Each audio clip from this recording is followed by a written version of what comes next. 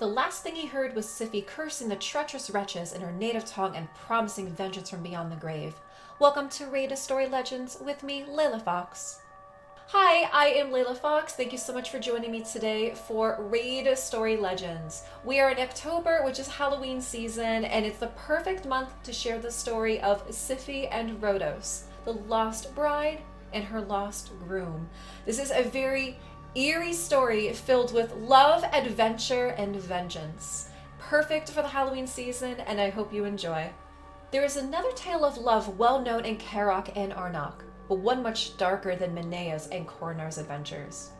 It starts with a bold young nobleman whose family had lost everything but their title. Their lands, their estate, their wealth, all had been seized to repay debts accumulated over generations of careless debauchery. This left Rotos with little to his name except for his pride and his skill with the rapier. Though that barely stopped the young man from spending his youth dueling, drinking, and racking up new debts. It was only when the danger of assassins sent by the Urswers became real that he finally realized it was time to disappear, at least for a time. Although his talents were limited, and so were the fields where Rotos could employ them in full, he had chosen a career many would not have considered, that of a pirate. With what little silver was left in his purse and his faithful rapier at his side, Rotos sought out the crew of a pirate ship and made his bid to join. He spent the next decade sailing the seas and living the life at high adventure, where skill, audacious bravery, and a dash of good fortune were the only things one could rely on. Though he led many brazen raids upon attaining his own captainship and grew rich on plunder, Rotos remained a gentleman of good repute first and foremost. He was never bloodthirsty and never killed without need, nor allowed his crew any excesses.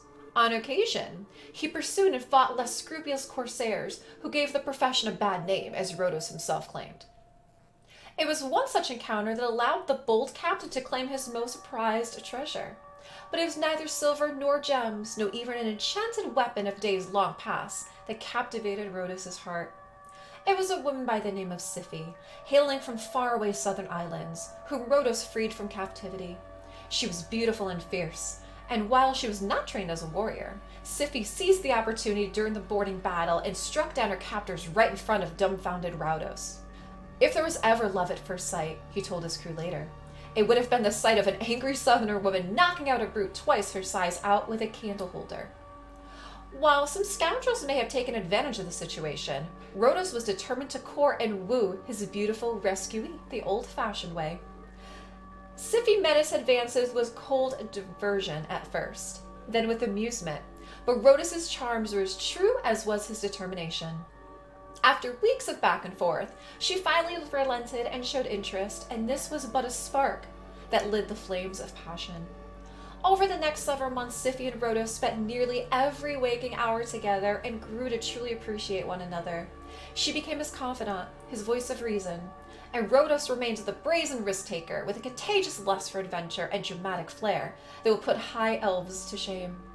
As their love blossomed, Rotos finally realized that the time to return home was upon him.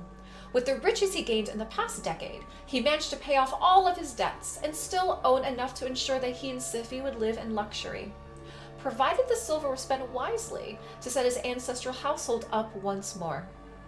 Unfortunately, Mayhew Poliak, the wealthiest moneylender in Arnok at the time, regarded the damage his reputation sustained when Rotos fled to be far greater than any payment could make up for. He pretended otherwise, however, and accepted Rotos and his then bride like guests of honor. For a hefty interest, on top of the original debt and penalties, Poliak forgave Rotos and even offered assistance in rebuilding his family estate. But on the day of Rotos and Siphi's wedding, the vengeful Urswar finally enacted his cruel plan. Hired thugs barged into the church where the ceremony was taking place. They carried barred weapons, which ignored all tradition and Lumayan law, and slaughtered unarmed guests like cattle. Although Rotos' frenzied last stand cost more than a dozen mercenaries their lives, he had no chance against so many on his own. Crucified against the wall with spears, he could only watch in desperation as brutish hirelings murdered Siphi moments before his heart stopped beating. The last thing he heard was Siphi cursing the treacherous wretches in her native tongue and promising vengeance from beyond the grave. With their bloody work done, Poliak's mercenaries departed, leaving the bodies of the slain where they had fallen. It was fortunate that the local townsfolk discovered the slaughter and ensured proper burial rites were upheld. But of the murderers, there was no sign. Days passed. The sheriff charged with overseeing that province found no leads and made little effort to seek justice on behalf of a man who was known as a pirate.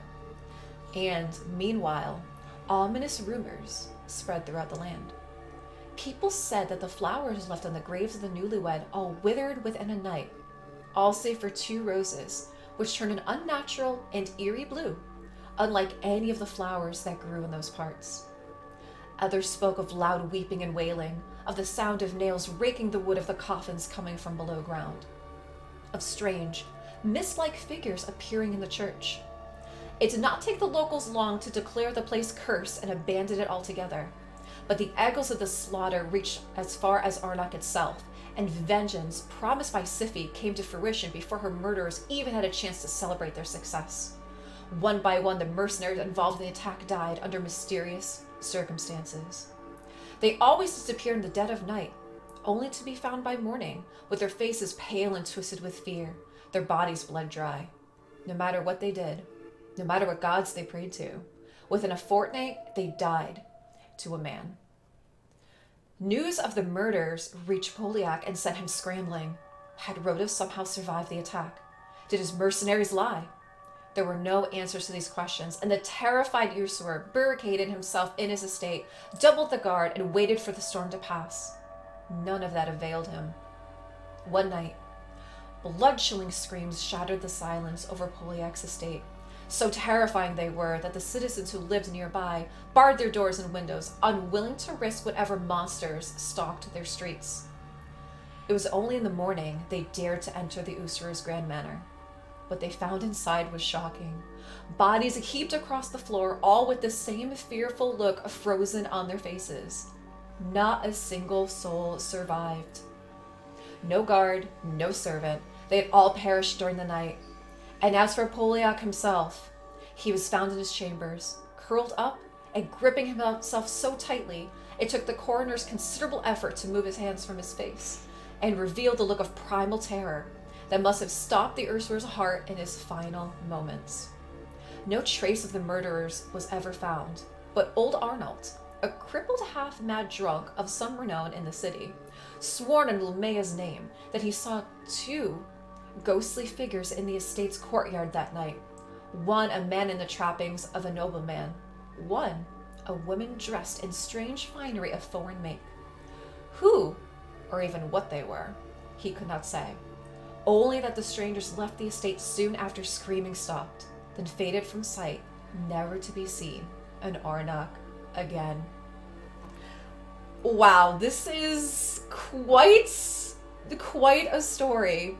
Everybody knows Siphi and Rotos very, very well in Raid. We know them to be the Lost Bride and the Lost Groom. We know that they're both very, very powerful. And this story, it definitely brings so much more, I think, so much more emotion. It can help you understand the anger and the vengeance behind what they went through. Thank you so very much for joining me in this story. I would love to hear your feedback and your thoughts, and I look forward to sharing my next Raid Story Legends with you next week.